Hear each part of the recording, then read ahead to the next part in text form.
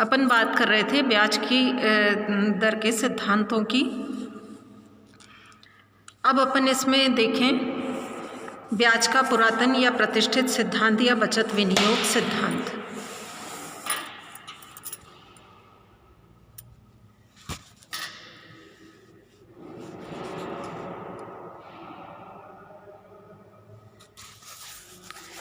ब्याज का परंपरावादी या प्रतिष्ठित सिद्धांत बचतों का मांग और पूर्ति का सिद्धांत है। इस सिद्धांत के अनुसार ब्याज दर का निर्धारण बचत की मांग और पूर्ति के संतुलन द्वारा होता है। इस कारण इस सिद्धांत को बचत विनियोग सिद्धांत के नाम से भी पुकारा जाता है। इस सिद्धांत का प्रतिपादन professor Marshall, Pigou, Walras, Knight आदि अर्थशास्त्रियों ने किया। ये सिद्धांत क्योंकि ब्याज दर निर्धारण में पूंजी की उत्पादकता और बचत दोनों तत्वों पर ध्यान देता है, इस कारण इसे ब्याज का वास्तविक सिद्धांत भी कहते हैं। इस सिद्धांत के अनुसार ब्याज की दर उस बिंदु पर निर्धारित होती है जहां पूंजी की मांग पूंजी की पूर्ति के बराबर होती है। पूंजी की मांग निवेशों से उत्पन्न होती है और पूंजी की पूर्ति बचतों से होती है। अतः ब्याज की दर ऐच्छिक कुल बचतों और कुल निवेशों के बीच संतुलन स्थापित करती है। तो पहले हम देखें पूंजी की मांग।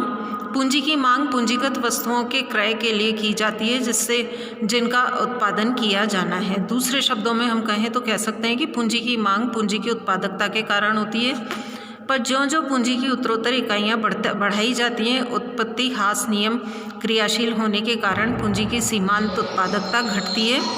अतः उत्पादक पूंजी की मांग उस बिंदु तक करेगा जहां ब्याज की दर उसकी सीमांत उत्पादकता के बराबर होती है। ब्याज की दर ऊंची होने पर पूंजी की मांग कम और ब्याज की दर नीची होने पर पूंजी की मांग अधिक होगी। इस कारण पूंजी का मांग वक्र, जिसे विनियोजन मांग रेखा या निवेश मांग रेखा भी कहते हैं, नीचे गिरता हुआ वक्र होगा, जैसा कि चित्र में डी वक्र में दर्शाया गया है। अब हम बात करें पूंजी की पूर्ति की।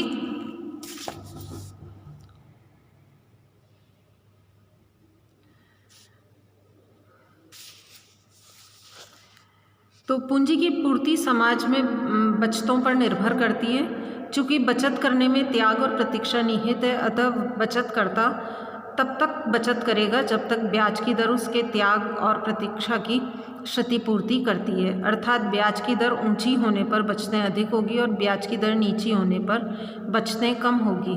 इस प्रकार बचत और ब्याज में सीधा संबंध है। पूर्ति रेखा, जिसे बचत पूर्ति वक्र भी कहते हैं, ब्याज दरों के साथ साथ ऊपर उठता हुआ वक्र होगा, जैसा कि इस चित्र में एस वक्र दर्शाया गया है। ब्याज की दर का निर्धारण। इस सिद्धांत के अनुसार ब्याज एक और तो विनियोग की इच्छा और दूसरी ओर बचाने की इच्छा से निश्चित होता है। साम्य की स्थिति में दोनों इच्छाओं में संतुलन होने से कुल निवेश कुल बचत में बराबर हो जाता है। अर्थात ब्याज की दर का निर्धारण निवेशों के लिए पूंजी की मांग और बचतों द्वारा पूंजी की पूर्ति में समानता के बिंदु पर होता है। इस चित्र में हम देखें तो PQ या OR ये ब्याज की दर का साम्य है, जिस दर पर पूंजी की मांग और पूंजी की पूर्ति वक्र एक दूसरे को काटते हैं।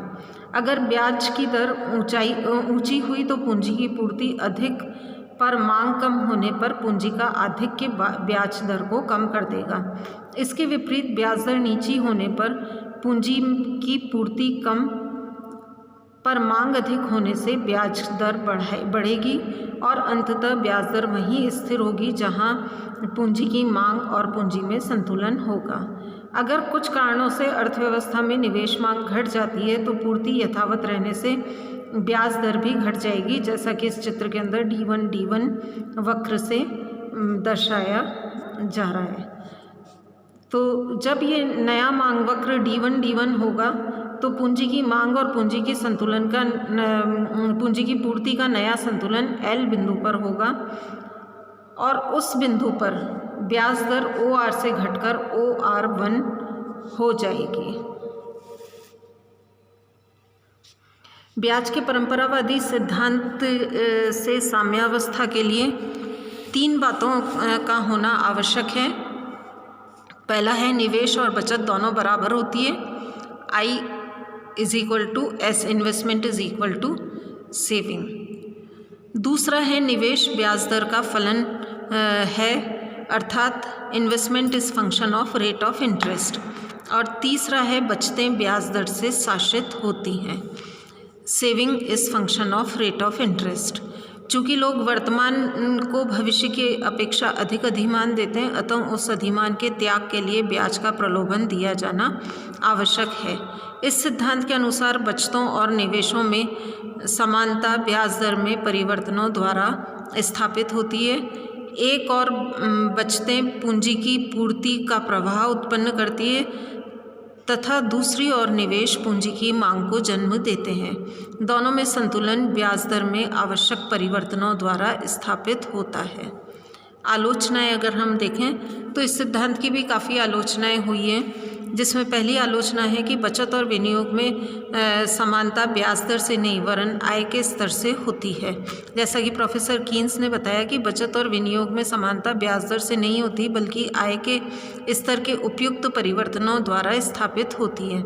इस तरह परंपरावादी अर्थशास्त्रियों ने अपने विश्लेषण से आय के महत्व की उपेक्षा की है। दूसरी आलोचना है बचत और निवेश केवल ब्याज सापेक्ष नहीं होते। परंपरावादी अर्थशास्त्री बचत और निवेशों को पूर्णतः ब्याज सापेक्ष मानकर चलते थे, पर वास्तविकता ये है कि विनियोग और ब्याज की दर में प्रत्यक्ष और प्रबल संबंध न होकर परोक्ष संबंध रहता है। विनियोग ब्याज की दर की अपेक्षा पूंजी की सीमांत उत्पादकता से अधिक प्रभावित होता है और यही कारण है कि मंदी के समय ब्याज दर कम होने पर भी विनियोग नहीं बढ़ते, जबकि तेजी काल में ऊंची ब्याज दर होने पर भी विनियोग तेजी से बढ़ते हैं। इस तरह बचत पर भी ब्याज की दरों का प्रभाव अवश्य पड़ता है तथा बचतें ब्याज दर की अपेक्षा आय स्तर से अधिक प्रभावित होती हैं। आधुनिक तथ्य इस बात की पुष्टि करते हैं आय का स्तर बहुत नीचा या बहुत ऊंचा होने पर बचतों पर ब्याज दर का विशेष प्रभाव नहीं पड़ता। तीसरी आलोचना जो की जाती है वो है कि आय पर निवेशों के प्रभाव की उपेक्षा उपयुक्त नहीं है। इस सिद्धांत में निवेशों में परिवर्तन होने पर भी आय को स्थिर माना जाता है, जबकि वास्तव में निवेशों में परिवर्तन आय को प्रभावित करते हैं। निवेश बढ़ने से रोजगार और आय का स्तर बढ़ता है, जो अंततः बचतों को प्रभावित करता है, और निवेशों में कमी से आय और रोजगार घटता है और बचतें भी घटती है। अतः ब्याज दरें ऊंची होने पर निवेश कम होने से आय का स्तर गिरेगा, जिसके कारण बचतें भी गिरेगी, जबकि ये सिद्धांत ऊंची ब्याज दरों पर बचतों में वृद्धि की गलत धारणा रखता है। वास्तव में ऊंची ब्याज दर जब होगी तो निवेश कम होगा, और निवेश कम होगा तो कम आय व कम रोजगार होगा और कम बचतें इससे होंगी। चौथा है ब्याज दरें निवेश और बचतों से निर्धारित नहीं होती, बल्कि ये निवेशों और बचतों को निर्धारित करती हैं, जबकि ये सिद्धांत ये मानकर चलता है कि निवेश और बचतें मिलकर ब्याज की दर निर्धारित करती हैं। ये गलत धारणा है। नेक्स्ट आलोचना इसकी है कि ये सिद्धांत पूर्ण रोजगार की अवास्तविक मान्यता पर आधारित है, पर वास्तव में अर्थव्यवस्था में सदैव पूर्ण रोजगार की स्थिति हमें दिखाई नहीं देती है। नेक्स्ट है मुद्रा की मात्रा व साख मुद्रा भी इस सिद्धांत में उपेक्षा अनुपयुक्त है। ब्याज दर निर्धारण में मुद्रा की मात्रा और साख मुद्रा दोनों का विशेष स्थान है। वे ब्याज दर को बहुत कुछ प्रभावित करते हैं। प्रोफेसर कीन्स के तरलता वरीयता सिद्धांत और आधुनिक सिद्धांत में ये स्पष्ट होता है। लास्ट आलोचना इसकी है कि इस सिद्धांत के अनुसार ब्याज की दर अनिर्धारणीय है। प्रोफेसर कीन्स ने बताया कि ये सिद्धांत ये मानता है कि ब्याज की दर बचतों पर निर्भर है, पर बचतों को ज्ञात करने के लिए ब्याज दर मालूम होनी चाहिए।